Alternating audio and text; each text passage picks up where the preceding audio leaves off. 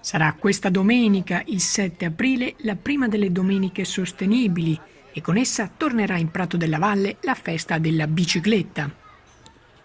In piazza saranno presenti stand di associazioni e operatori della mobilità sostenibile che presenteranno le loro iniziative, il percorso di educazione stradale per bambini curato dalla polizia locale in collaborazione con l'associazione Panther Boys, il servizio di marcatura delle biciclette e gli stand istituzionali del comune di Padova che daranno l'opportunità di conoscere diverse iniziative, dal piano urbano della mobilità sostenibile al bike sharing free floating, fino a due importanti progetti legati alla sostenibilità, Cammin Facendo, il percorso ciclopedonale tra la stazione ferroviaria e la zona industriale, e il progetto europeo Urban Green Belt, finalizzato a realizzare dei modelli intelligenti integrati per la gestione sostenibile degli spazi verdi urbani.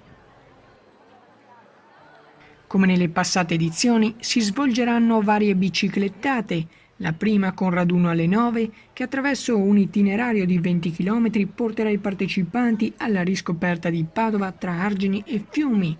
Alle 14 poi la pedalata per le famiglie rinominata Bimbi in Bici e alle 14.30 si terrà la caccia al tesoro in bicicletta. Domenica ci sarà la grande festa in Prato delle bici.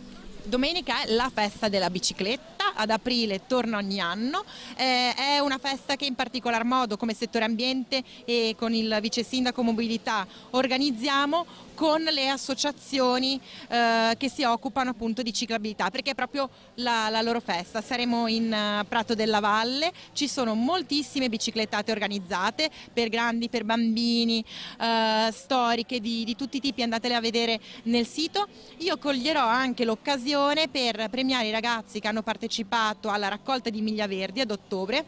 Cosa significano? Le scuole si mettevano un po' in competizione, le classi, per raccogliere proprio con un punteggio tutte le volte che si muovevano in maniera sostenibile a piedi, in bici o con i mezzi pubblici.